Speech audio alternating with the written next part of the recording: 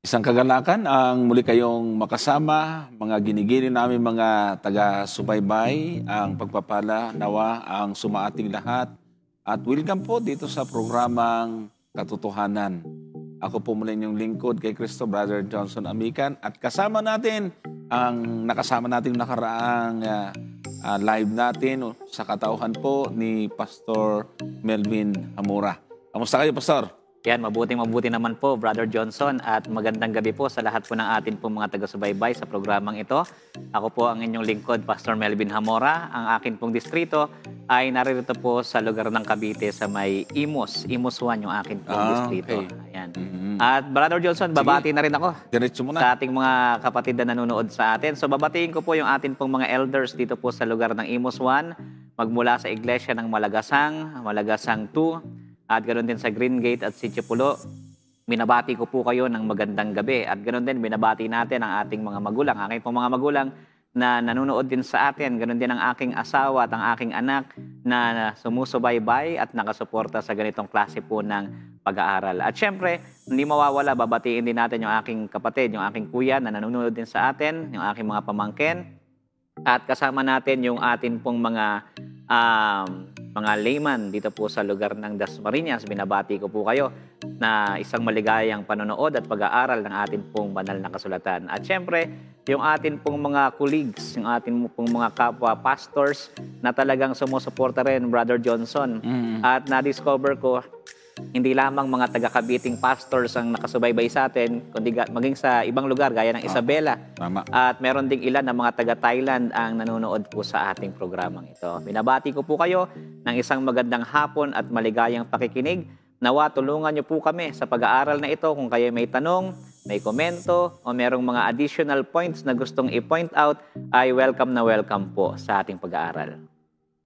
Yan. So tayo po ay magpasalamat sapagkat meron tayong panahon uli upang patuloy na maglingkod sa ating mga taga-subaybay na mga matagal na nag-aabang lagi sa atin at meron silang mga katanungan. Of course, yung pong mga nakatutok ngayon sa Facebook at saka sa YouTube ay malaya po kayong makakapagbigay ng inyong mga tanong at mga request na topic. I-comment lang po ninyo sa ibaba ng ating video at yan po ay ating pipilitin na maipaglingkod. Samantalang ating po munang bibigyan ng daan yung po mga naunang mga tanong na ipadala sa atin. Pero akin po munang batiin yung ating mga kapatid na walang sawang nanonood sa atin dyan sa Singapore. Ayan, marami sila Sister Patelcorin, Anali Patelcorin, at gawin din po yung sambahayan ni Pastor Igan Valencia, pinabati natin. At gusto ko rin pong batiin si Sister Susan Garulacan. Ayan, at ganoon din po si Tita Nunata Gumson. Pinabati ko rin po si Tita Mila Minimo at ganoon din po si Mami Sim Ibura. At siyempre yung aming kaibigan, si Brother Bong Ikman. Yan, salamat po sa inyo. So, meron tayong isang taga-subaybay na laging wala itong absent na katutok sa atin at dito siya sa YouTube ngayon, si Brother Patrick Gonzales. Binabati natin. At kung sana ay nakikinig or nanonood ngayon si Brother Nimrod, yung suki nating tagatawag noon, ay kumusta na po kayo? At namimiss na po namin kayo. Nandito rin si Brother Jeffrey Gondisa ng Delphine Albano at si kapatid na ano to? Oh, nawala yung pangalan niya. Oh, di bali, umaya. So, iyan lang po muna mga kapatid. At binabati ko yung aking may bahay nandun ngayon sa Tarlac. At magpapasimula na po tayo. At ang ating sasaguting tanong ay isa pong text po sa atin. At ganito po ang kanyang tanong, mga kapatid. Ayan. Sabi niya, hello, Sir Johnson, magandang gabi. Si James G. Bulay-Bulay po ito dito sa Bayogan City, Agusan del Sur in Mindanao, pwede po ba linawin itong unang Samuel 20, 24 hanggang 27? Kasi sabi ng kaibigan kong new moon ay ang talatang yan ay nagsasabi na may 2 araw ng pangilin ng new moon. Nanood po kami dito. Ayan. So, bago natin bigyan din ng pansin yung paniniwala ng mga tinatawag na lunar Sabbatarian, yan actually yung tawag sa kanila, binansagan na lang dito sa atin na numonista. Kasi kanilang sabat po ay nakabase sa new moon or bagong buwan. Atin mo nang tingnan, Pastor, ang talatang ginamit niya kung totoo daw na mayroong 2 araw ng pangilin dyan sa talatang iyan. Sige nga po, tingnan po natin ito. Yung talata. Unang Samuel, ayan. Ang sabi po dyan, sa gayoy nagkubli si David sa parang, at nang dumating ang bagong buwan, ang hari ay umupong kumain. 25, at umupo ang hari sa kanyang upuan na gaya ng kinaugalian niya sa makatuwid bagay sa upuang nasa siping ng dingding. At tumayo si Jonathan at umupo si Abner sa siping ni Saul. Ngunit sa upuan ni David ay walang nakaupo. Sige. Gayon may hindi nagsalita si Saul ng anuman sa araw na yaon, sapagkat kanyang inisip may bagay na nangyari sa kanya. Siya'y hindi malinis. Tunay na siya'y hindi malinis. Verse 27, at nangyari ng kinabukasan, pagkaraan ng bagong buwan na 2 araw, na sa upuan ni David ay walang nakaupo. Sinabi ni Saul kay Jonathan na kanyang anak, bakit hindi naparirito ang anak ni Isai upang kumain ni kahapon ni ngayon man? Ayan. So, hanggang doon lang muna. So, kung inyo mapapansin po mga kapatid, bago ko ibigay kay Pastor Melvin, malayo ho doon sa sinasabi nung nagtanong, yung nakasulat sa talata. Una, yung mga new moon, naniniwala doon sa new moon, ay hindi po sila nangingilin ng 2 magkasunod na araw. Mamaya papakita ko natin. In short, ito pong talatang ito, kapatid na James Bulay-Bulay, kahit pagbulay-bulayan niya ng mabuti, ay hindi ho umaayon ito sa mga naniniwala sa new moon. Mamaya ho magpapakita rin po ako ng additional, pero bigyan ko muna ng time si Pastor para bigyan ng detalye at ipaliwanag sa atin ano ho ba ang konteksto nitong talatang ito. Papabor ba ito, Pastor, doon sa mga numonista kung tawagin? Ayan. So maganda po yung tanong ng ating kapatid, at habang ina-analyze ko yung kanyang tanong, siguro yung kanyang kaibigan na numonista na tinatawag po natin, ang argument siguro niya ay gusto niyang patunayan na ang new moon ay 2 araw kung ito ay i-celebrate. Maaaring ganon. Hindi ko alam kung ano talaga yung punto niya. Or pangalawa naman, maaaring sinasabi niya na mayroong 2 klase ng pangilin, baka Sabat at yung lunar Sabat. Pero dito sa talatang ito, makikita natin na una, walang pag-uutos na dapat ipangilin ang new moon sa kapanahunan po natin ngayon. Bagkos itinatala rito kung ano yung tradisyonal na ginagawa ng mga Israelita sa panahon po ng new moon. Kasi kung papansinin natin, merong 2 bagay or mahalagang bahagi ang tinutukoy po ng talata. Una po sa lahat, ang context kasi nito, habang sila ay nagse-celebrate ng piging, yun ay bagong buwan. Kasi kapag bagong buwan, meron talaga silang celebration niya na ginagawa o meron silang ganong uri ng tradisyon na pagdiriwang na ginagawa nila. Ito'y ginagawa po ng mga Israelita. Itong araw na ito, para sa kanila, ay isang espesyal araw ng pagsasakripisyo at pagtitipon bilang bahagi ng kalendaryo. So dito sa talata, ang new moon ay pinagdiriwang sa loob ng 2 araw. So hindi ibig sabihin ito na 2 araw mo talagang dapat ipangilin ang new moon, kundi pinapakita sa atin, sa ayon sa ilang mga Bible scholars, kaya naging 2 yung araw ng pangingilin nila or pag-celebrate nila ng new moon kasi hindi nila minsan matiyak kung ano bang eksaktong oras o ano bang eksaktong araw talaga nangyari yung pagpapalit ng buwan o yung new moon na tinatawag. So para maging tama sila ron, na-exact sila ron, ginawa nilang 2 araw. Ngayon, tingnan natin yung context. Ang punto po sa context na ito, sapagkat nung first day, wala si David. Yeah. Dahil alam naman natin ang sitwasyon nito, nagkakaroon na ng ng commotion si David at si Saul. Yan. Kaya, syempre, alam ni David na kapag umattend siya, papatayin siya ni Saul.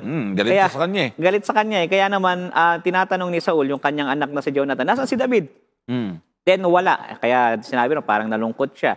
And then, nung second day, tinanong niya ulit, nasaan si David, na anak ni Jesse? Bakit wala na naman siya? So, yun po yung punto ng context. At kapag inanalyze po natin, ay hindi po nito pinatutunayan na ang new moon ay kinakailangang i-celebrate hanggang sa panahon natin. Yun. Pangalawa, wala tayong makikitang indikasyon sa Biblia na ang new moon, ito talaga yung Sabat na dapat nating ipangilin. Kasi Brother Johnson, binabanggit sa atin ng Biblia, lalo na doon sa Exodus chapter 20. Ang sabi doon, sa ikapitong araw.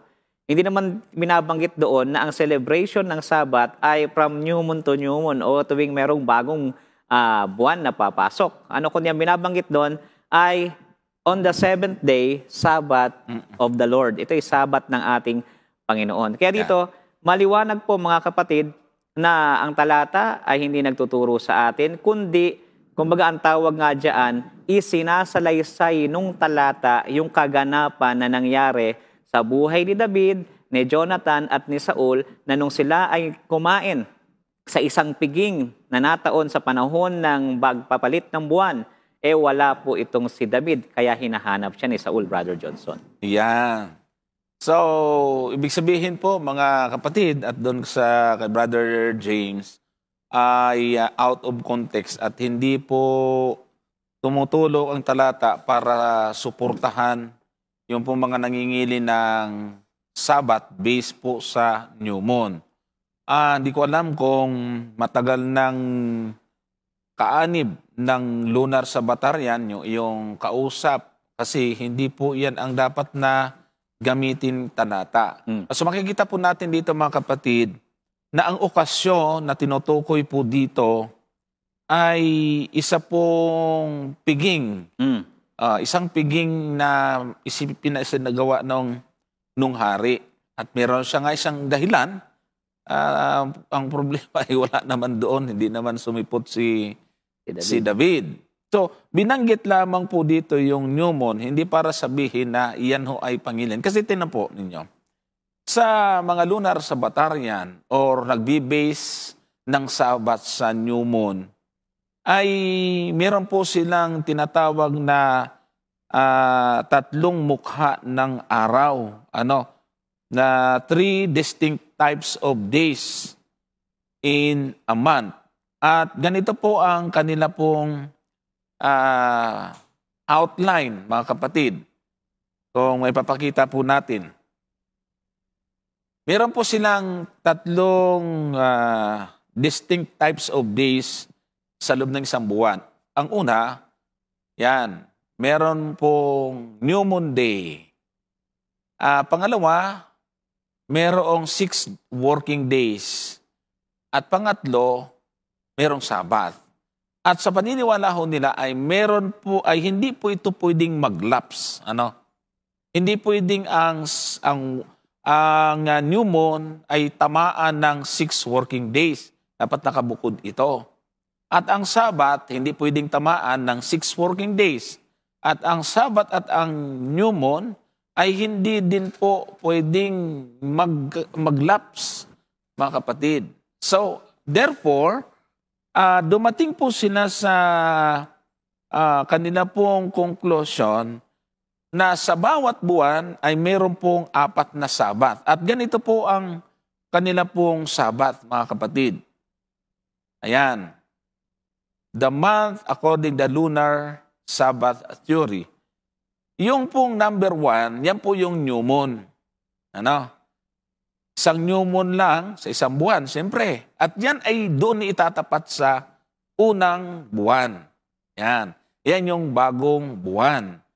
So, dahil hindi pwedeng mag-lapse, bibilang ngayon ng 6 working days. Therefore, yan yung 2, 3, 4, 5, 6, 7. Kaya para sa kanila, ang Sabat po nila ay yung ika-8 ng araw ng buwan. At sumunod na Sabat nila ay ika-15 araw ng buwan at ikatlo ay ika-22 at yung ika-4 na Sabat ng buwan ay yung ika-29.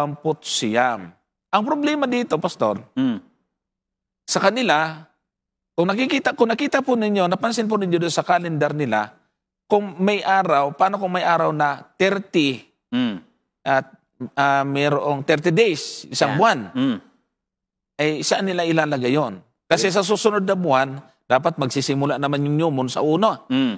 Itatapon nila ngayon yung isang araw. Yung sa ika-30. Problema nila yan. Problema nga. Yun nga ang malaking problema sa naniniwala sa lunar Sabbatarian. Kaya meron tayong isang theologian na nag-discuss nito, Pastor. Kung di ko nagkakamalang kanyang pangalan ay si Michael Pedrin, na pinamagatan niya yung kanyang article. Available po yan sa internet, na The Big Lie. Kasi ang laking problema. Pero marami po ang ihikayat dito. Kasi ang nagiging nako-curious po yung marami, Pastor. Kasi maraming talata sa Bible na pag binanggit yung Sabat, may kasunod na bagong buwan. Kaya yun ang ginawa nilang basihan. Kung bakit sinasabi nila na ang Sabat ay based sa bagong buwan.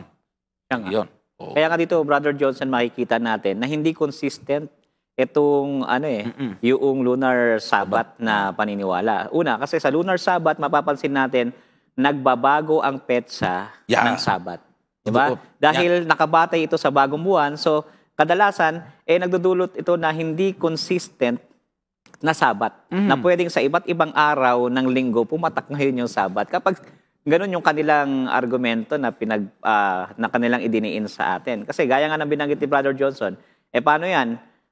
Sa 29 pala, Sabat na yon. Paano yun? 30. Anong mangyayari doon? Anong mangyayari sa susunod na mga araw? Yan. So, malaking dilema. Isa pa sa problema doon, kaya tayo pong mga Seventh Adventists, kayo pong mga miyembro, ito na-discuss na namin doon sa isang programa namin na mapapanood lang sa Facebook at YouTube. Pero kasi dito, marami nanonood sa atin sa television na wala namang account o hindi naman sila nakakapunta sa social media. Kaya maganda rin na-discuss natin ito. Alam po ninyo, mag-ingat po kayo doon sa mga nagtuturo tungkol sa Sabat na kabase sa New Moon. Alam nyo kung paano? Kasi kapag naniwala ho kayo sa tinatawag na mga lunar Sabbatarian or mga nangingilin ng Sabat na kabase sa bagong buwan, ay napakadelikado. Alam nyo po kung bakit? Kasi alam natin, na sa ika-7 araw, buksan natin yung Genesis chapter 2, verse 1. Genesis chapter 2, verse 1 to 3. Ganito po ang nakasulat, mga kapatid.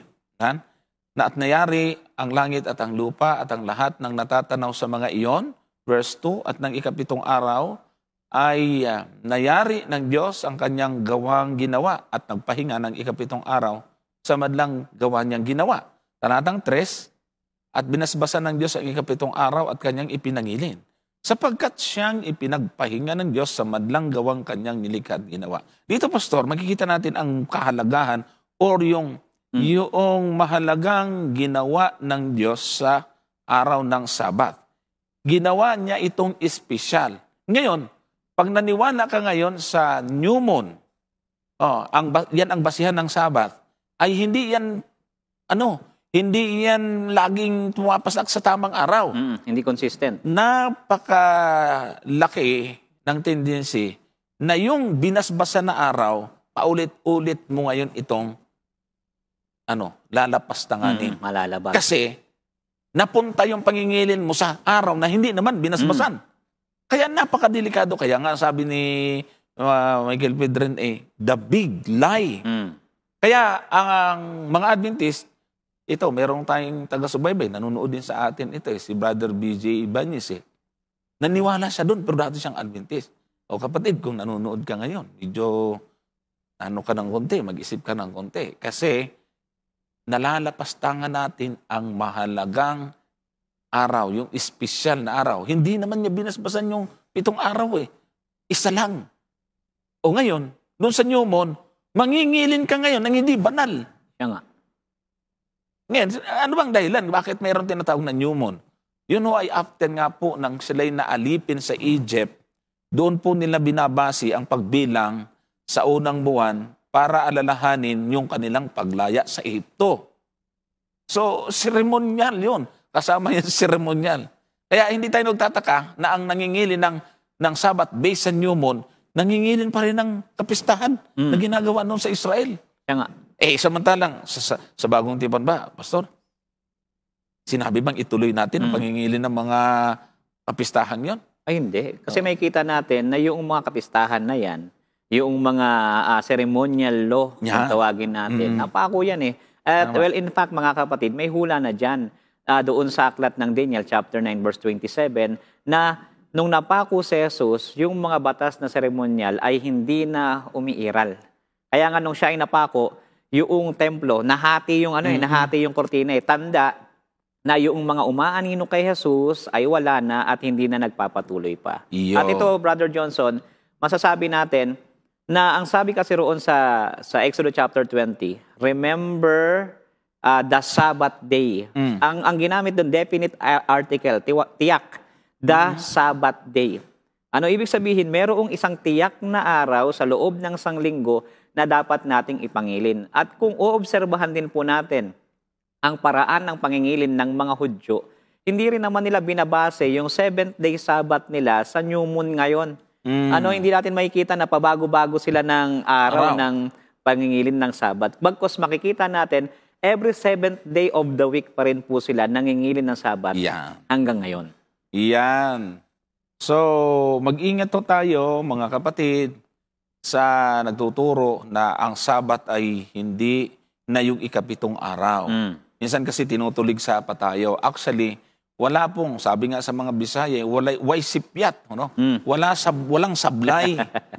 Walang sablay kung doon tayo magbe-base sa Sabbath na nagsimula sa creation. Amen. Yan. Kasi hindi po bagong buwan ang basihan ng pangingilin ng tunay na Sabbath Dahil sa first week or yung 7 days creation, Pastor, walang new moon doon. Walang binanggit na new moon. Wala. Manapak, hindi lunar calendar ang basihan. Solar. Hindi buwan. Yan. Kundi araw. Yan. Ayan. Kasi alam naman natin, sa ika-4 na araw, doon palang ginawa yung araw at buwan. So, hindi po talaga pwedeng ipilipitin ang kasaysayan, yung tala ng creation. Kasi pag ganun, Kuya Johnson, dapat every 4th day na lang siguro yung pagsamba, yung pangingilin. Kasi ika-4 na araw Diba? Doon lumitaw yung buwan sa creation time. Hindi naman ganun. So, paano ngayon yan? Nakita natin doon sa kalendar nila, itatapon yung isang araw sa dulo. Dapat itapon din yung unang 3 araw. O sa unang araw ng sanglinggo. Ay, mapakahirap po, mga kapatid. Hindi po natin pwedeng sundan. Meron po ditong tanong si Brother Patrick, pero isunod po muna natin itong kay Jolie Lumpas. Yung number 2, isunod muna natin itong mga kapatid na nasagutin bago natin puntahan yung tanong ni Brother Patrick Gonzales na nasa YouTube. Ayan, ito muna. Sabi dyan, magandang gabi po sa inyo, Brother Johnson at Pastor Bjorn. Ay, panahon nung nakasama pa natin si Pastor Bjorn, kaya baka nanood to ng replay. From Dumaguete City, Negros Oriental, meron po akong tanong. Noong nilikha po ang langit at lupa sa Genesis, meron na po bang anghel na nilikha ng Panginoon? Okay, tama. Magandang tanong ho ito.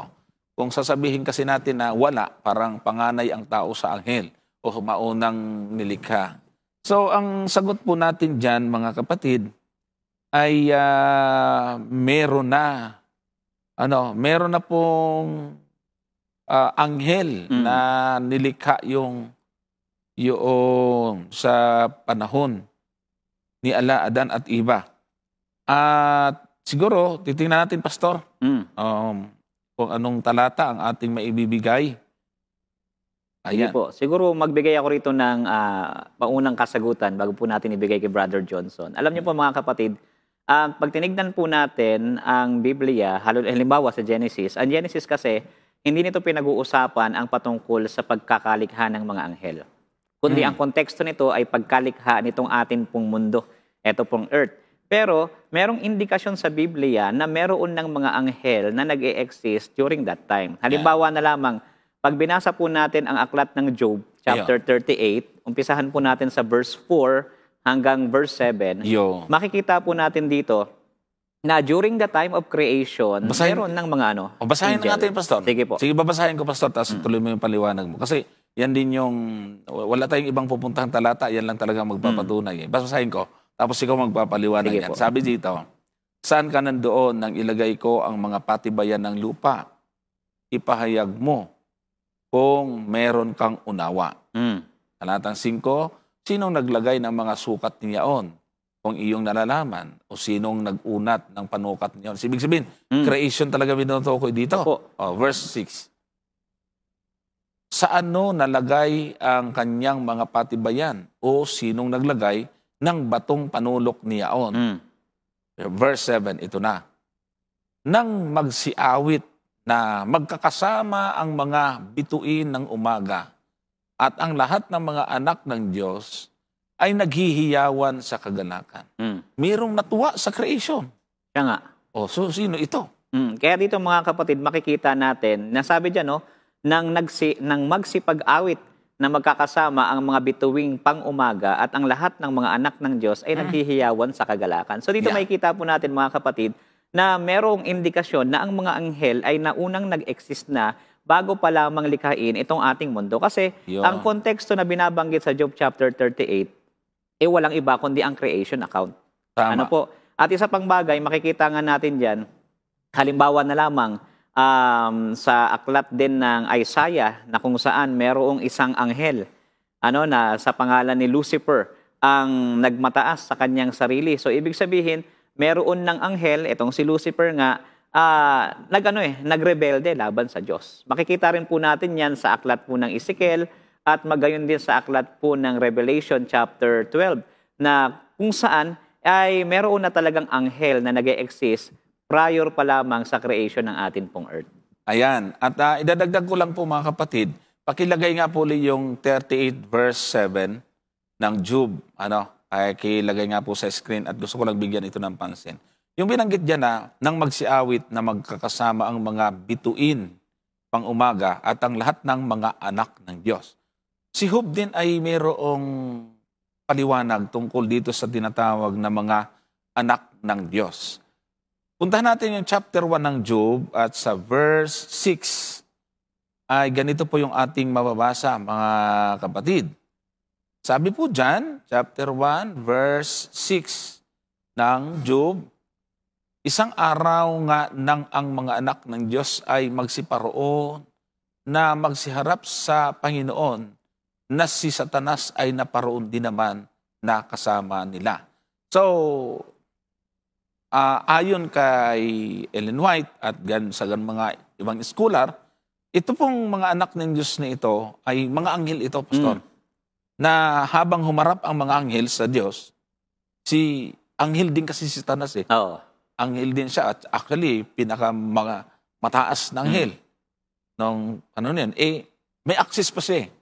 Umanta rin si Satanas. Kaya ibig sabihin, tama nga yung doon sa 38 verse 7 na yung naghiyawan doon ng mga anak ng Diyos nung matapos ang creation, mga anghel. Ayan. At saka Brother Johnson, may kita rin natin kasi doon binabanggit din doon yung yung naghiyawan din yung mga bituin. Kasi sa Revelation, kung binasa natin yung 1 verse 20, ang sabi diyan, sige basahin natin yung Revelation chapter 1 verse 20.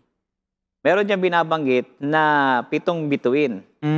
At itong 7 bituin na ito, sa pagkakasabi sa aklat ng pahayag, ay ito yung 7 anghel. Sabi diyan, ang hiwaga ng 7 bituin na iyong nakita sa aking kanang kamay at ng 7 kandelerong ginto, ang 7 bituin ay ang mga anghel ng 7 iglesia at ang 7 kandelero Yan. ay ang 7 iglesia. So hindi po kami nag-iimbento Tama. ng interpretation dito kasi makikita natin yung parallel text na siyang magpo-provide sa atin ng information kung ano yung pinag-uusapan po natin. Okay. So, puntahan natin yung tanong ni Brother Patrick. At meron po kayong nakuha niyan? Yan. Iyon po ang sabi niya. Ano po ang natatakpan po nung... Connection nata ito. Oo. Ano po ang connection ng Isaiah 66, 15 to 17 at Mark 7:19 at Acts 10:15? Nilalabo ito kasi ng mga mahihilig sa unclean foods at pinagsasabong sila Isaiah, Mark, Jesus at Peter. Naloko na. Ayan po mga kapatid. Para po sa kalaman ninyo, si Brother Patrick po ay hindi pa po siya nababautismuhan. Pero sa kanyang pananalita ay tanggap na niya yung doktrina ng Seventh-day Adventist. Nadoktrinahan siya, lagi siya nanonood sa ating mga programa. So, yung koneksyon ng mga talatang ito, yung koneksyon ng Isaiah 15 at 17, Marcos 7:19 at Gawa 10:15. Basahin nga muna natin itong mga talatang ito. Pagkatapos ay ibigay natin yung hinihingi ng nagtatanong. At kung paano nga naman nilalabo ito ng mahihilig sa hindi malinis. Karumal-dumal. Nakakatuwa eh. Sige nga, habang nire-ready yung talata, nakakatuwa dito, Pastor, kasi may malinis naman. Bakit mga tao gusto pati marumi? Oo nga. Okay lang sana kung puro marumi, malinis. Kaya nga, magandang magandang argumento yung Kuya Johnson. Kasi may malinis namang binigay ang Diyos. Bakit gugustuhin mo pa yung marumi? Diba? Kinain mo na yung malinis, pati marumi, kinain mo pa. Gugustuhin mo pa. May tawag na sa ganyan. Huwag na natin banggitin.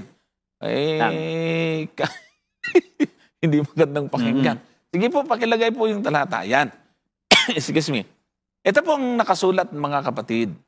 Isaiah 66:15, sapagkat narito ang Panginoon ay darating na may apoy, at ang kanyang mga karo ay magiging parang ipo-ipo upang igawad ang kanyang galit na may kapusukan, at ang kanyang saway na may ningas na apoy. 16, sapagkat sa pamagitan ng apoy makikipagpunyag ang Panginoon at sa pamagitan ng kanyang mga tabak sa lahat ng mga tao. Ayan, At ang mapapatay ng Panginoon ay magiging marami. Take note mga kapatid, Diyan muna. Makikipagpunyag ang Panginoon sa pamagitan ng kanyang mga tabak sa lahat ng mga tao. Ibig sabihin, walang pinipili. Lahat. Sino po yung mapapatay ng Panginoon dito? Verse 17. Silang nangagpapakamanal at nangagpapakalinis na nagsisiparoon sa mga halamanan sa likuran ng isa sa gitna, na nagsisikain ng laman ng baboy at ng kasuklam-suklam at ng daga.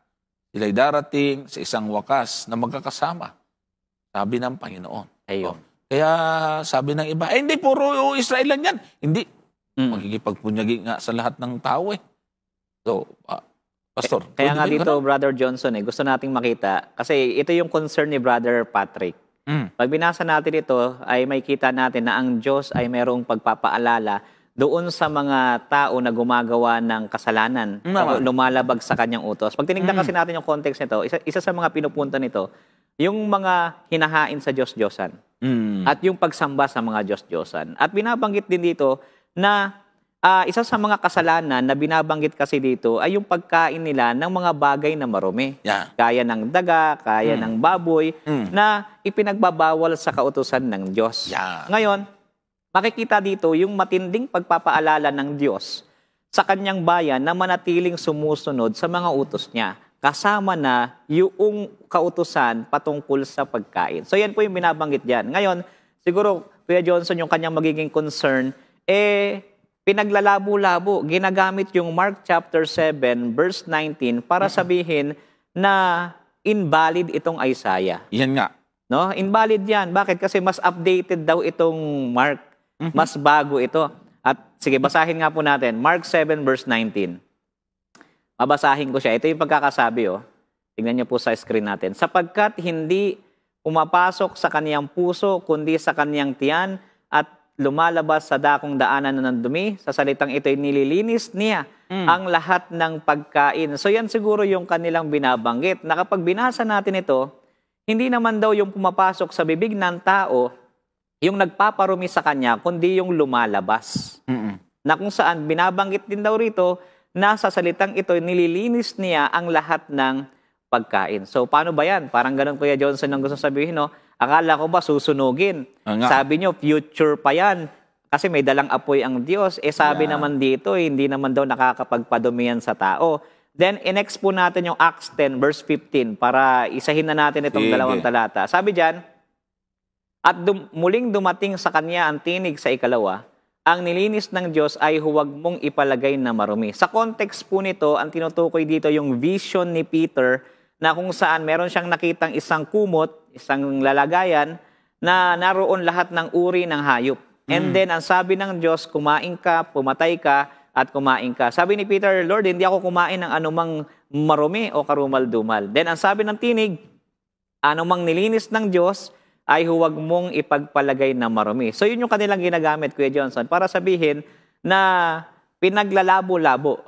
Pinaglalabo-labo, kumbaga, meron nang binabanggit sa Mark, meron nang binabanggit sa Acts. So therefore, yung Isaiah, outdated na yan. Hindi na yan dapat sundin. So ngayon, siguro unahan ko na ng sagot, Kuya Johnson. Sige.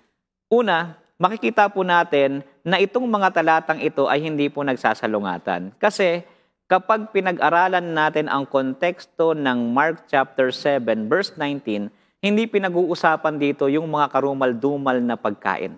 Ako, hindi yan, walang baboy dyan. Ang pinag-uusapan nga diyan, tinapay. So, siguro maganda tignan natin yung konteksto nito. Mark chapter 7, para mas makita natin, buksan ko lang sa aking Bible, para makita natin yung context niya. Ayan. Mark chapter 7, umpisahan siguro natin ito dito sa may verse. Yan. Mark chapter 7. So, umpisahan natin ito sa 15 siguro. 15. Sige, umpisahan natin sa 15. Okay, sabi rito, ayan, sige, tingnan po natin dyan.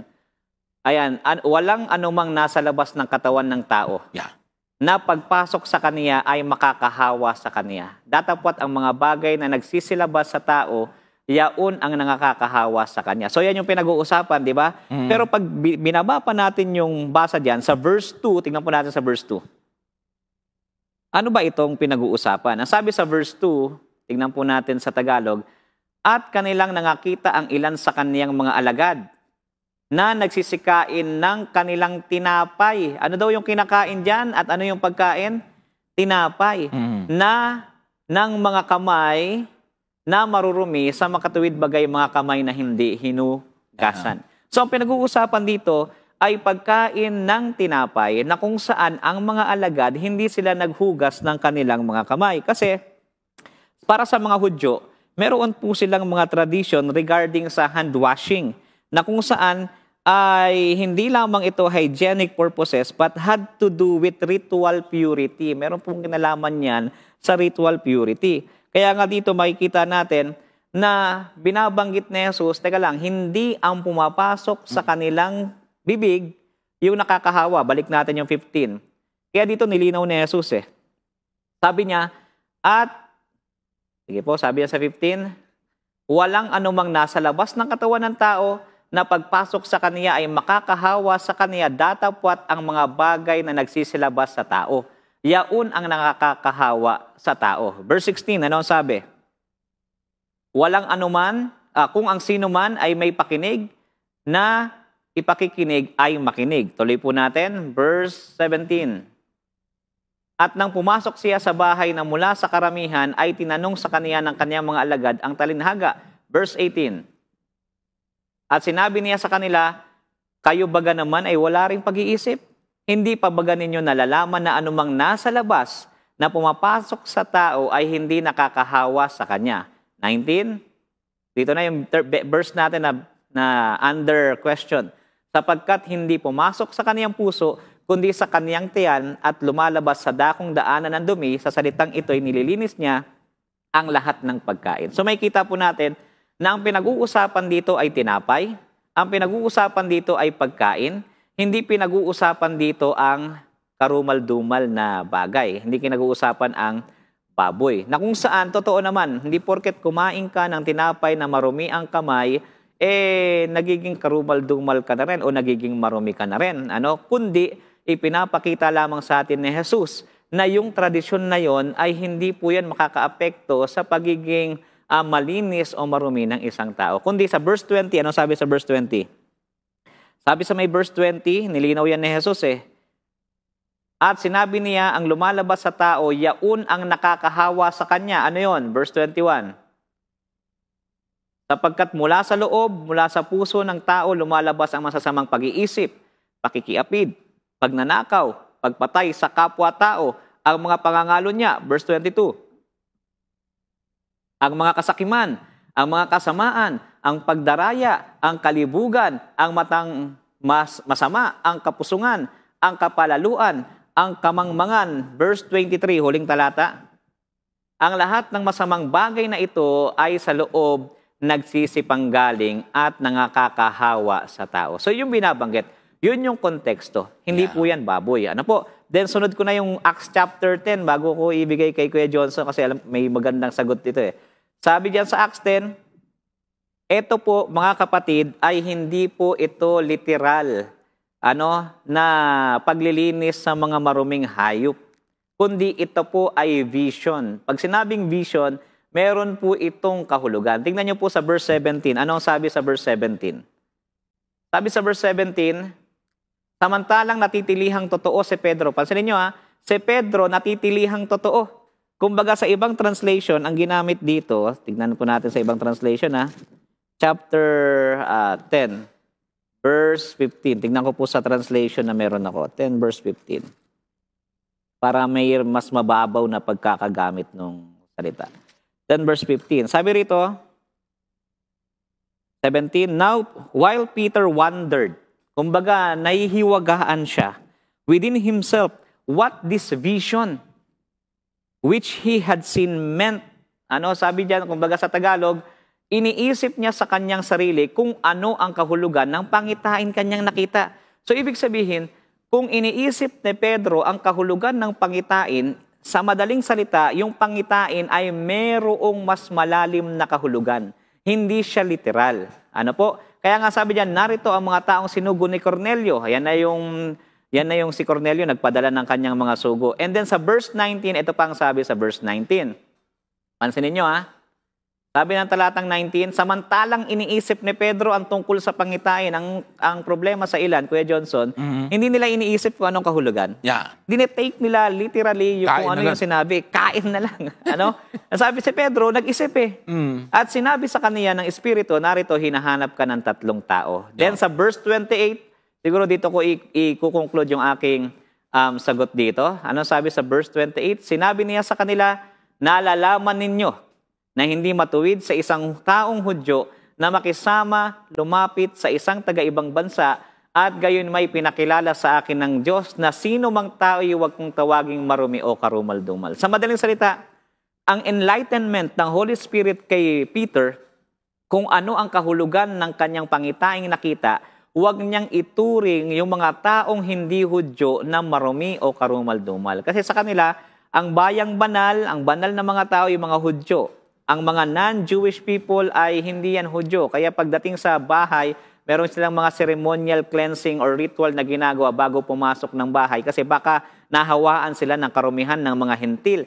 Pero dito, ang meaning pala nung vision na nakita ni Peter ay wag niyang ituring ang mga hindi Hudyo na karumal-dumal. Kaya nga in conclusion dito sa tatlong verse, hindi nagsasalungatan ng Isaiah 66, Mark 7 verse 19 at Acts chapter 10, bagkus pinapahayag nito ng mga talatang ito na ang mga pagbabawal sa mga maruruming pagkain ay napapanahon at nagpapatuloy pa rin. Sapagkat ang konteksto ng Mark ay hindi about sa maruming mga karumal-dumal na mga pagkain o mga hayop. Ang konteksto ng Acts ay hindi rin nagsasabi na pwede nang kumain ng mga karumal-dumal. Kaya sa Isaiah 66 verse 15 to 17, makikita natin ay hindi po ito invalidated sa New Testament. Brother Johnson, ibigay ko sa iyo. Ayan, thank you, Pastor. Ayan.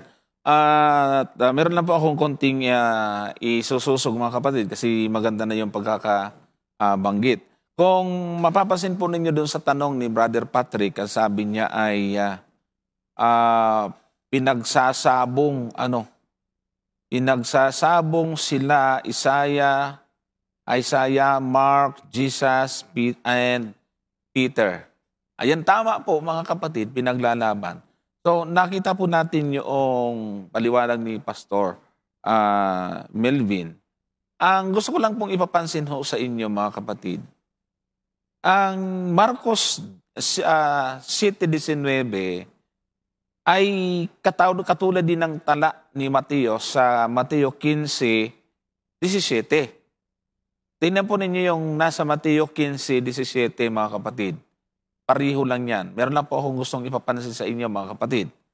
Sige nga po, ang sabi po dyan, hindi pa baga ninyo nalalaman na ang anumang pumapasok sa bibig ay tumutuloy sa tiyan at inilalabas sa daanan ng dumi. Di ba, yun din yung nasa Marcos 7:19. Ngayon, diyan sa Mateo 15:17, kung itataas natin sa talatang 15, itaas natin sa verse 15, nung sabihin ito ng Panginoon, ang sagot ni Apostol Pedro, at sumagot si Pedro at sinabi sa kanya, ipaliwanag mo sa amin ang talinghaga. So, kung ito ring request ni Apostol Pedro, ibig sabihin, yung verse 17 ay sagot ng Panginoon sa request ni Apostol Pedro. Kaya, ibig sabihin, naintindihan ni Apostol Pedro kung ano ang gustong o ano ang tamang kahulugan nung talinghaga ng ating Panginoon. Yung patalinghagang binabanggit niya na hindi yung pumapasok sa bibig ang nakakahawa. Kasi dumadaan din lang, hindi man sa puso pupunta kundi sa tiyan, tapos dinudumi lang din. Sa madaling salita, kung si Apostol Pedro ang ating susundan, kung ang pagkaunawa at ang pakahulugan ng Panginoon sa panahon na iyon ay malinis na yung mga karumal-dumal, siyempre, si Apostol Pedro nag-request, naturalmente, maunawaan niya na, pwede na pala ito. Ang tanong ngayon ay bakit doon sa gawa 10, nung makita ni Apostol Pedro yung mga iba't ibang hayop, tapos pinapakain siya ng busis, ay ayaw pa rin niyang kumain. Ay di ba dapat kung tama ang pagkaunawa ng mga ngaral ngayon na kinakain yung mga, sabi nga ni Brother Patrick, mahihilig sa mga unclean. Ay dapat sabihin ni Pedro, ay oo nga, Panginoon, nalimutan ko. Sinabi mo na pala sa amin yan noon. So, ano sabi ni Apostol Pedro doon sa gawa? Hindi maaari, Panginoon. Kasi kailanman, hindi ako kumain ng anumang bagay na marumi o karumal-dumal. Sa madaling salita, ang pinapaliwanag ng Panginoon kay Pedro doon sa Marcos 7 at Mateo 15 ay hindi ho ibig sabihin malinis na yung mga karumal-dumal na mga hayop. Hindi ganon. Kaya, mas tama ang interpretation ng Adventist. Kaya nung makita ni Apostol Pedro yun, binasa ni Pastor Milen, nag-isip-isip ito, teka muna, bakit, ano bang kahulugan nito? Ba't pinapakain ng Panginoon? Wala naman siyang sinabing pwede nang kainin yan. Oh, di ba? So nakita ho natin dito, mas tama at maliwanag ang ating pagpapakahulugan, hindi ho magkakontra si Isaias, hindi niya kalaban si Kristo na nilinis. Oh, kasi, tinan nyo ha, yung Isaias, darating pang Panginoon, di pa nangyayari yun eh. Paparating pa lang ang Panginoon. Eh, ba't niya papatayin? Eh, kung sinabi naman niya malinis na yan, bakit niya papatayin? Siya yung darating na may apoy, papatayin niya kumakain ng baboy, pero sinabi na niyang malinis na yan, dapat hindi niya napapatayin. So nakita po ninyo, nilabo-labo talaga eh. Nilalabo talaga, mga kapatid. Kaya nga sasabi po namin, ito ha, mga kapatid, ito. Anong tawag mo sa tao na may malinis dyan, may marumi? Aba, ay ang gusto ay yung marumi.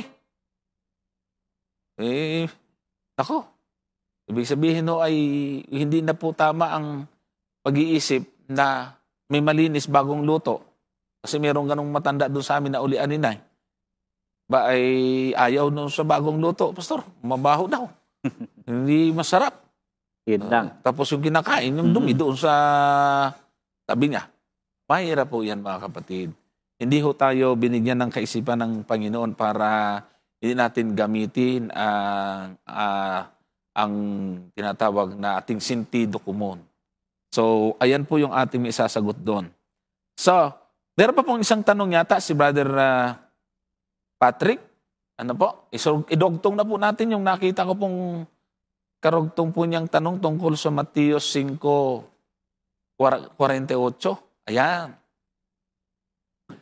Ano po ang mensahe ng Mateo 5:48?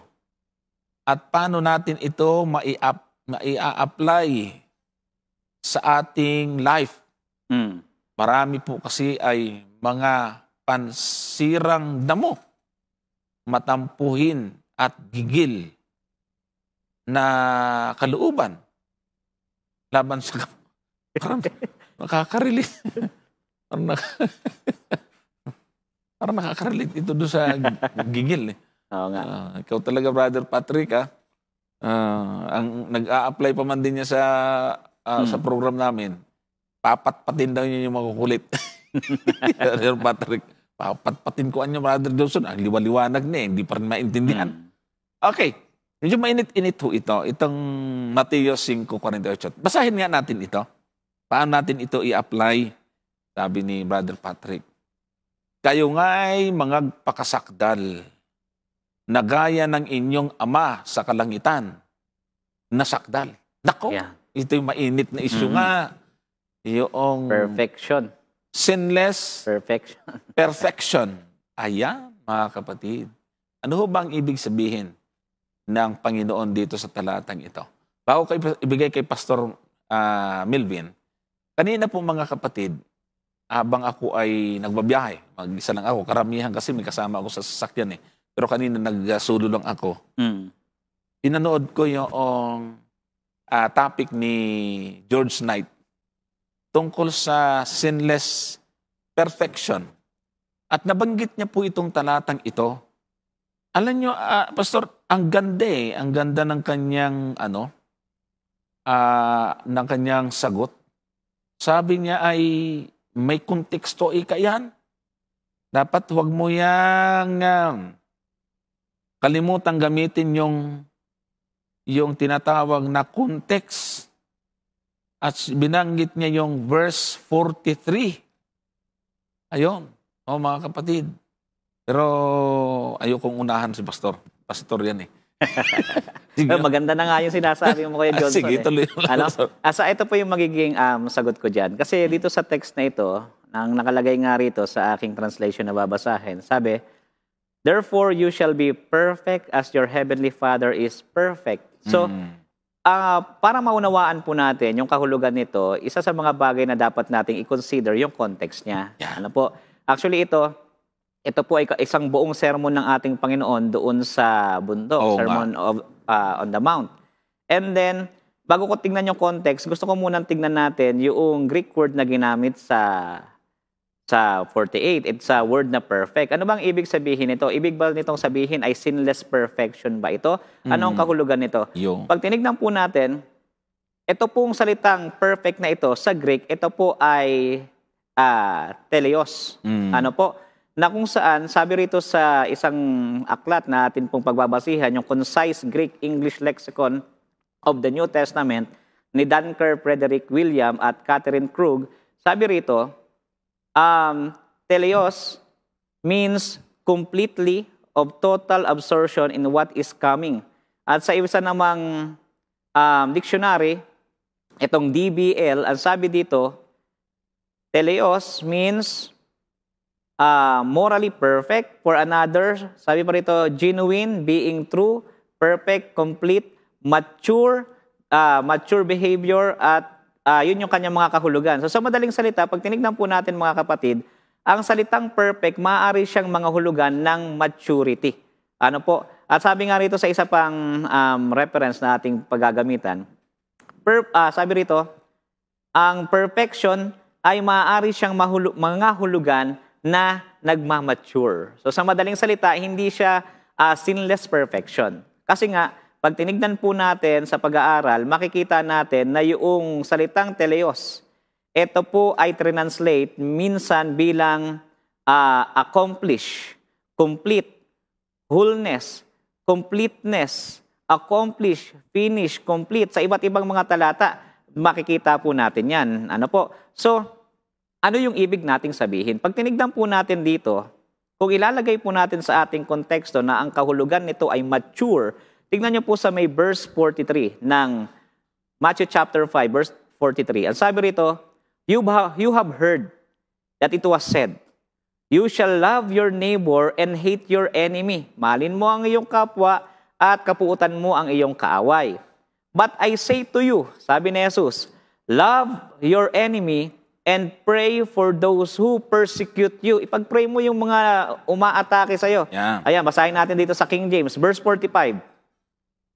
Sabi sa King James, verse 45, that ye may be the children of your Father which is in heaven, for he maketh his sun to rise on the evil and unto the good, and sendeth rain unto the just and unto the unjust. Pansinin po natin, binibigyan din na ang mga Kristiyano ay dapat mahalin din nila yung kanilang kaaway. Kasi ang Diyos, nagpapasikat siya ng araw, hindi lamang sa kanyang mga anak, kundi maging sa mga masasama.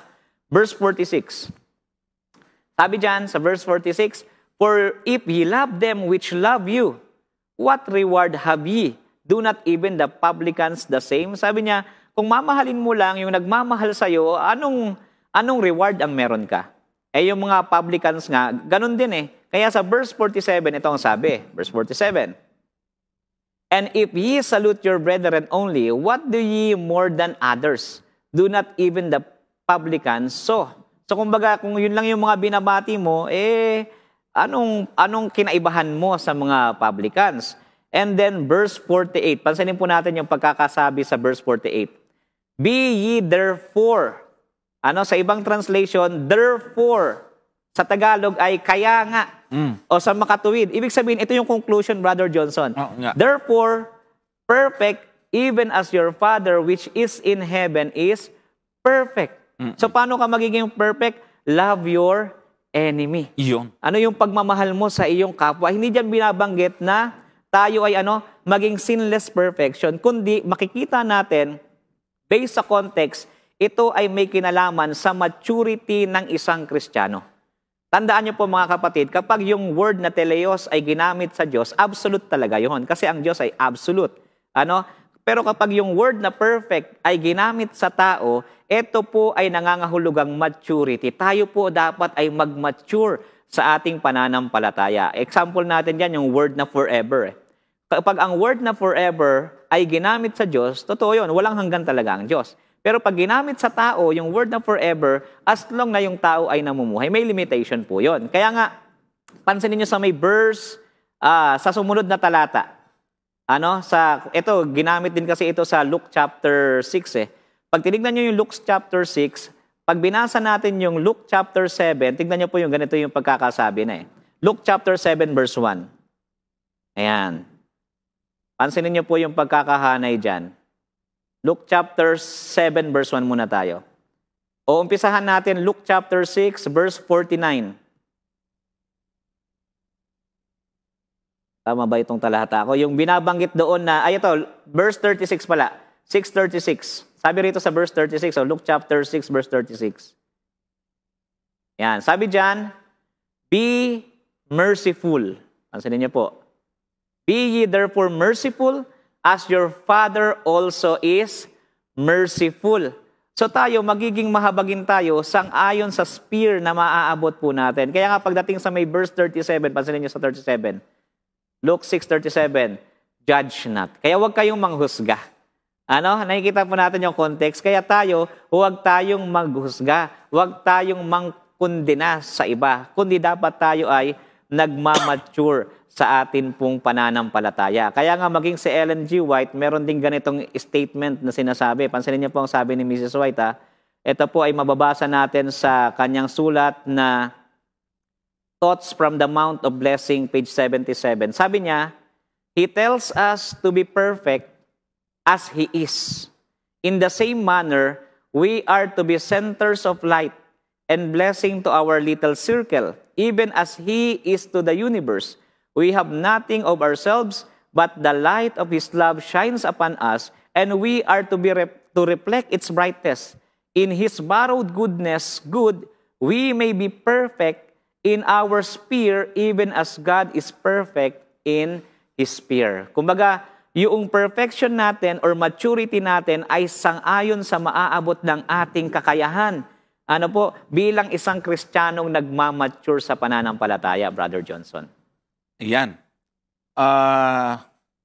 May dadagdag lang po ako dito mga kapatid kasi matinding usapin po ito ngayon. Tungkol po doon sa tinatawag po nating last generation theology. Medyo nalulungkot lang tayo ngayon, Pastor, kasi matagal na palang pinag-usapan yan sa ibang bansa. Pero hindi sila parang nag-aaway. Magkakaibigan, masarap ang usapan. Hindi yung kailangan mong sigaw-sigawan yung isang tao. May palakpak pa. Yung iba ho ang approach po nila, napakaganda, mga kapatid. Samantalang, dito sa atin, mayroon pong hindi magandang approach na nangyayari. Ang pinakamaganda, pinag-uusapan ito parang magkakapatid. Mga gano'n na taga-subaybay. Siguro hindi makarelate yung mga nanonood sa atin sa TV. Sa social media ay meron pong gano'n nangyayari sa ngayon. Pinanood ko nga yung LGT Symposium. Ayan. Magandang kanilang explanation eh. Maganda usapan doon. Oo, reconciliatory. Na sinasabi, hindi yung nagpapatamaan. Yan. Hindi ganon. Walang pagkukondena, no? Opo, walang paghatol. Yan. Ngayon, meron po akong babasahin, mga kapatid, na definition, kasi lahat naman naniniwala dito sa tinatawag po nating katangian ng 144,000, kung saan ay tumutukoy kung mga katawan ito sa mga maliligtas na aabutan. Sa Revelation chapter 14, verse 4 hanggang 5, meron lang kasi akong gustong bigyan ng dito, pansin. Sige nga po, chapter 14, verse 4 at saka 5. Ang mga ito'y ang hindi nangahawa sa mga babae, sapagkat sila'y mga malilinis. At ang mga ito'y ang nagsisisunod sa kordero saan man siya pumaroon. Ang mga ito'y ang binili sa gitna ng mga tao na maging mga pangunahing bunga sa Diyos at sa kordero. Ayan. At sa verse 5, at sa kanya-kanyang bibig ay walang nasumpungang kasinungalingan. Sila'y mga walang dungis. Ito, without fault. Ibig sabihin ito, katumbas ito ng salitang sinless, pastor. Ngayon, tingnan po ninyo. Ito pong verse 4 at verse 5 magkaugnay. Ang sabi doon sa verse 4, sila po ay hindi nangahawa sa babae. These are they which were not defiled with woman. Kaya sila ay malinis.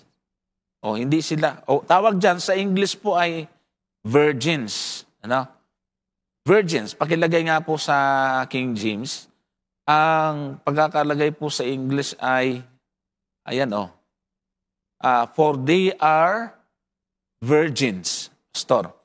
Ngayon, ano po yung definition ng virgin sa Bible?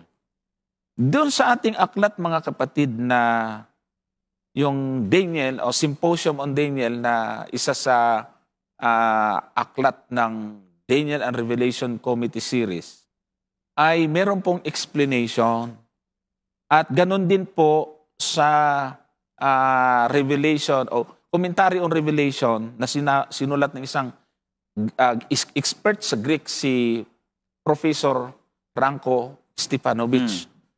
Meron siyang explanation, mga kapatid, tungkol sa virgin, yung chapter 14 verse 4. At ganito po yung kanyang explanation po, mga kapatid. Sige po, pakilagay nga. Sabi po dyan, the kings and all the nations of the earth have the 144,000 have refused that defile themselves by worshiping the beast, but have keep themselves pure unto God. The plural form woman refers most likely to the great prostitute Babylon and their daughters. Revelation 17 verse 5. Tapos, yung Greek word na virgin, ang sabi dyan ay, ito po ay parthenos. Usually means virgin. But it can be used with reference to formerly married person and widows. Sa Bible, ay ang virgin, hindi yung walang karanasan talaga, pastor. At saka, pwede ito sa balo.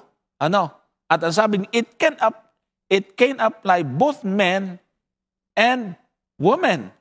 So, ang sabi kasi doon ay, basahin ko muna lang ito. Then, the term is often used metaphorically in the Bible, signifying fidelity to God.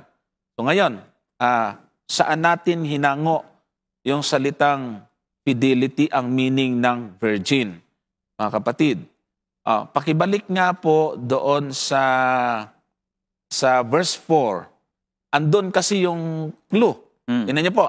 Hindi ho natin ito makikita kung hindi natin bubusisiin. Ayan. Ang mga ito'y hindi nangahawa sa babae sapagkat sila'y mga malilinis. At ang mga ito'y ang nagsisisunod sa kordero saan man siya pumaroon. Ito doon kinuha, pastor, yung fidelity, katapatan nila kay Kristo. In Christ. In Christ. Kaya ang ginamit na pagkakatala ni Juan, sumusunod sa Panginoon kahit saan sila pumaroon. Nang ibig sabihin ay fidelity or katapatan. Ngayon, tingnan po ninyo yung salitang virgin. Bakit pwede ito sa lalaki at babae? Kasi kung ililiteral natin yan, hindi natin gagamitin yung metaphor, yung figure of speech, walang babae dyan. Hindi naman po pwedeng puro lalaki lang maliligtas. Ito po, mga kapatid. Ito, sige, pakilagay nga po ito. The word virgin, however, does not suggest that there has never been any unfaithfulness. Israel, although often described as adulterous and unfaithful in her relationship with God, is yet often called a virgin when she comes back to God. Ito po yung mga verses. Magpakita tayo. Dito ko na lang ilagay. Ito. Ayan. Yung virgins na yan. Sa 2 Kings 19:21, ay wala naman tututol. Makulit ang Israel eh. Maraming kasalanan ginagawa. Sabi rito, this is the word that the Lord hath spoken concerning him. The virgin, the daughter of Zion. Sino ba ito? Israel yan eh. Pero kahit sila'y matigas ang ulo, virgin ang tawag. Ito pa Isaiah 37:22. This is the word which the Lord hath spoken concerning him. The virgin, the daughter has despised thee and laughed thee to scorn. The daughter of Jerusalem hath shaken her head at thee. So, makikita po natin, at kahit na po sa New Testament, Pastor, ay mababasa rin po natin na kahit ang mga Kristiyano ay makasalanan, pero tinawag din po silang virgin sa New Testament.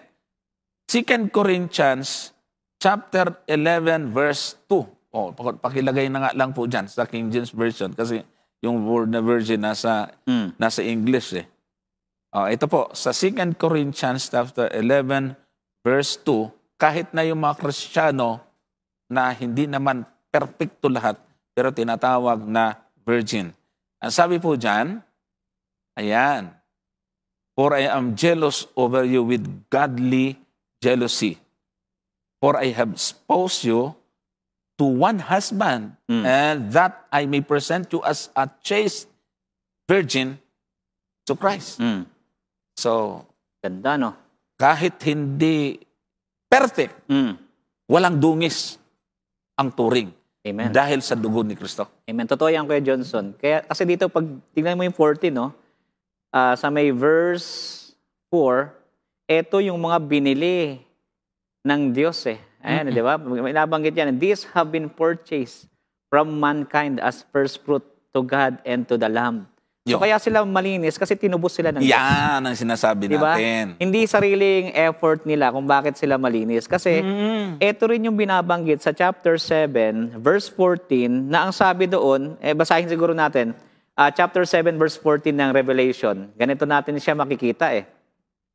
Sabi dyan, ito yung pagkakabanggit. Revelation chapter 7, verse 14.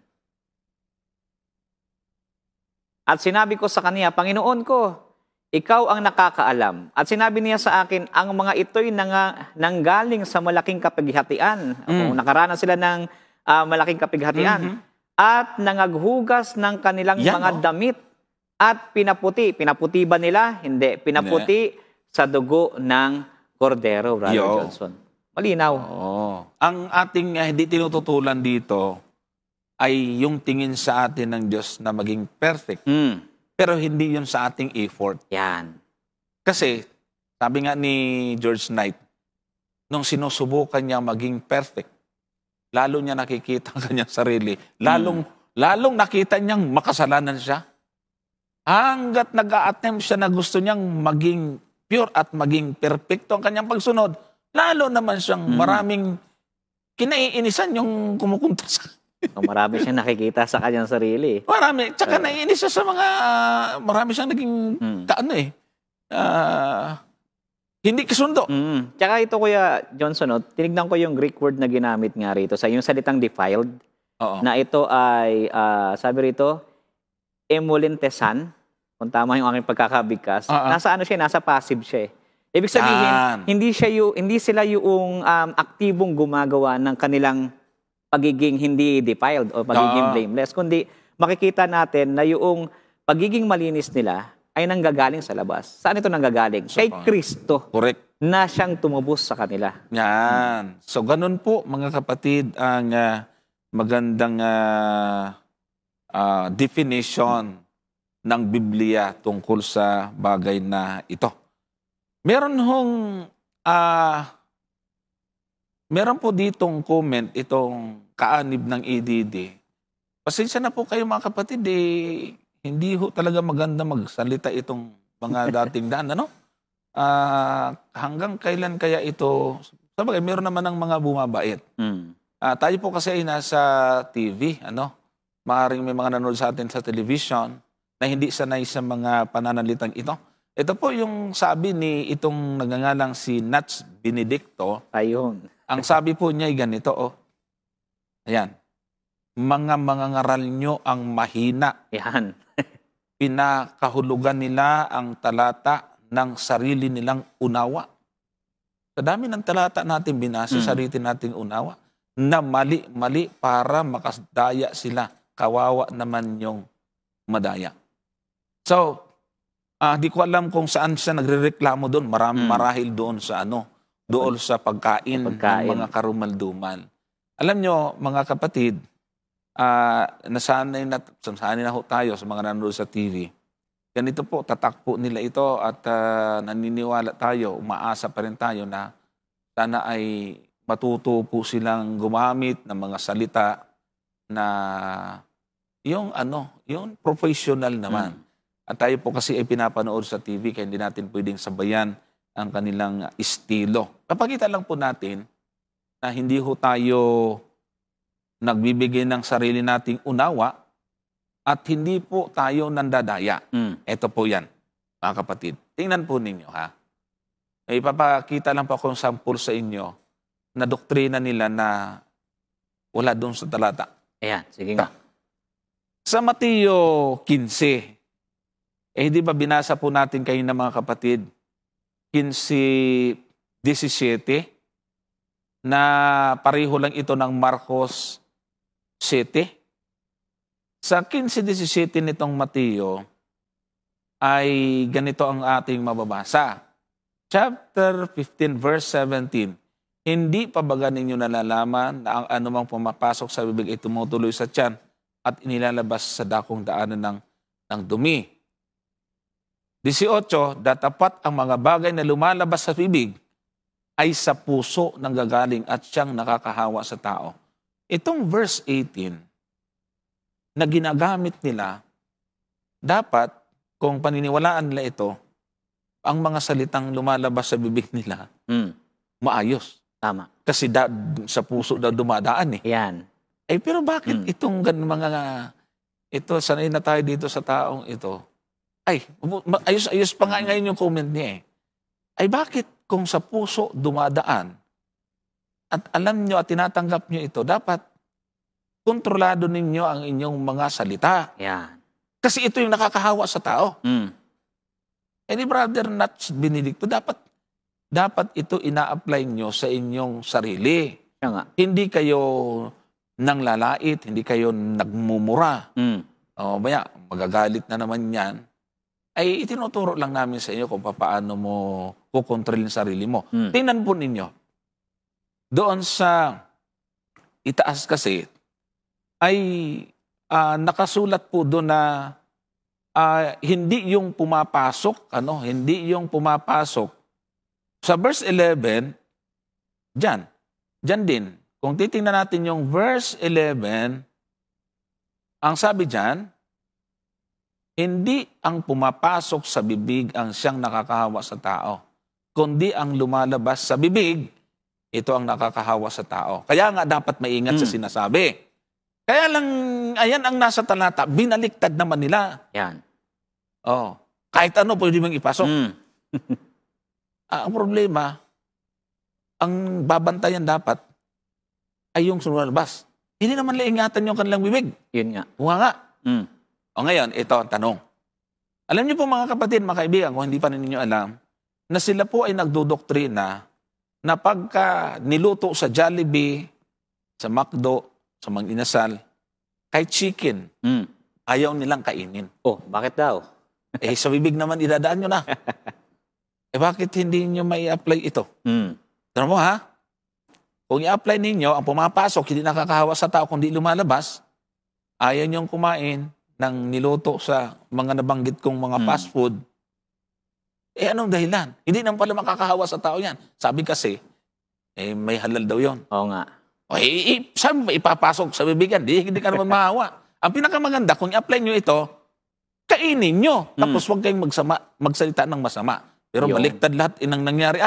Pastor, Sa kanila, ang iniiwasan pa nila yung mga pagkain na hindi naman tinuring na karumal-dumal. Mas mali nga yun, Brother Johnson. tapos ang sama naman magsalita. Oo. Kaya nga sa Bible, tingnan mo sabi halimbawa ng Kawikaan 15:1, yung malumanay na pagsagot, nakakapawi yan ng Naman. ng puot, 'di ba? Kaya ang sabi rin sa aklat ng James, ang dila natin ay maliit na sangkap ng katawan, pero para siyang maliit na apoy na kaya mong pag-apoyin ng isang malaking gubat. So ang punto rito doon sa nagko-comment sa atin kay Brother Nuts.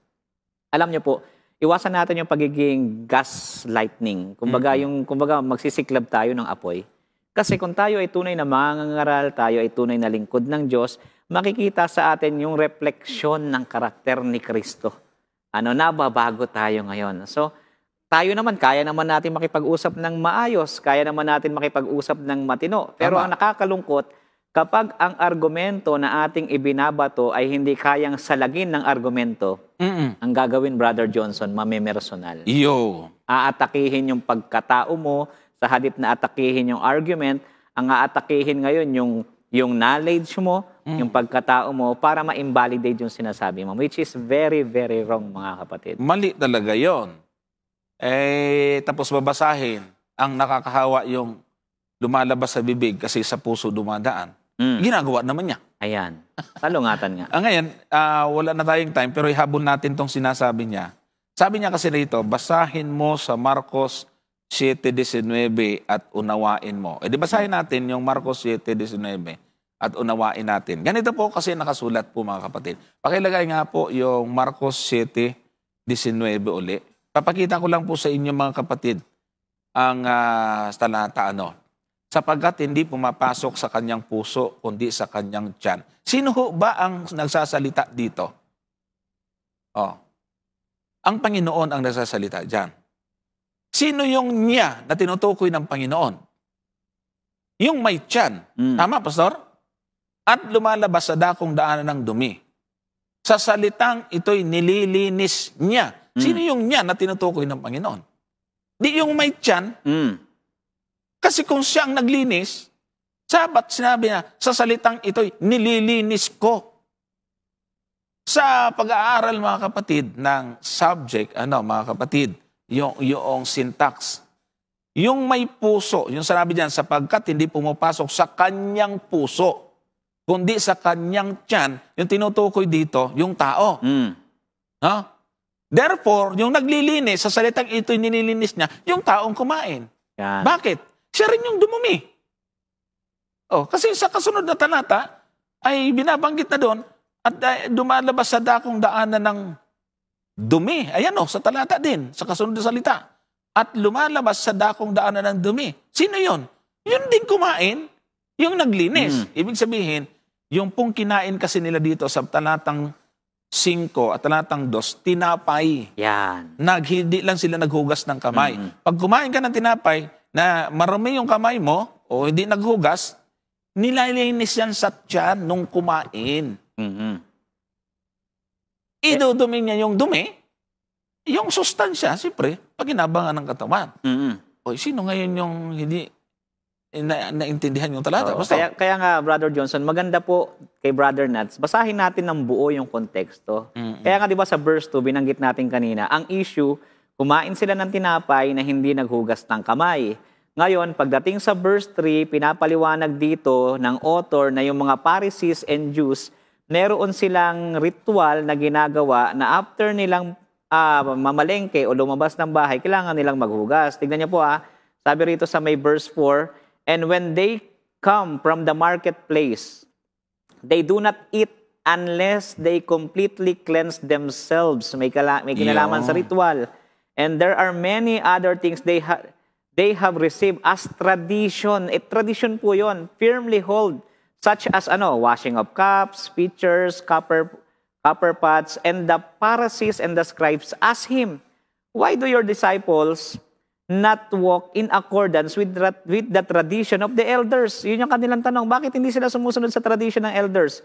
Ano yun? Sabi verse 5, but eat breads with unholy hands.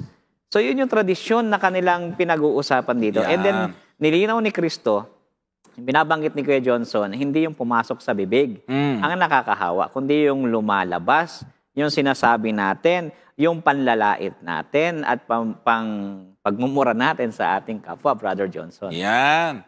So, ang sabi niya ay bulaan daw ako kasi hindi daw bawal kumain ng Jollibee. Hindi po totoo yon. Bawal po talaga sa kanila yung may halal.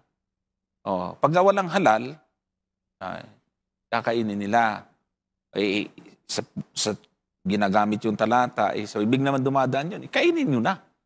Ayun. So, anyway, salamat pa rin, Brother Nats Benedicto, at sa lahat po na nanonood. Marami namang miyembro dyan na tahimik lang at sila po yung higit na kikinabang. Salamat po mga kapatid at mga taga-subaybay. Inabot na po tayo ng time at meron po mga prayer request po dito para sa ating pong pagtatapos. Kunting panalita, Pastor, tapos diretso na sa prayer request. Ayan. So, gaya po ng ating sinabi kanina, kami po ay nagagalak sapagkat sinamahan niyo po kami sa atin pong pag-aaral na ginawa. At nawa kayo po ay may natutunan, nakuhang mga aral sa banal na kasulatan na makakatulong sa atin pong paglago. So, ngayon po ay tayo po ay mananalangin na. Ay naanyayahan ko po kayong tumungo sa isang panalangin. Tayo po ay manalangin.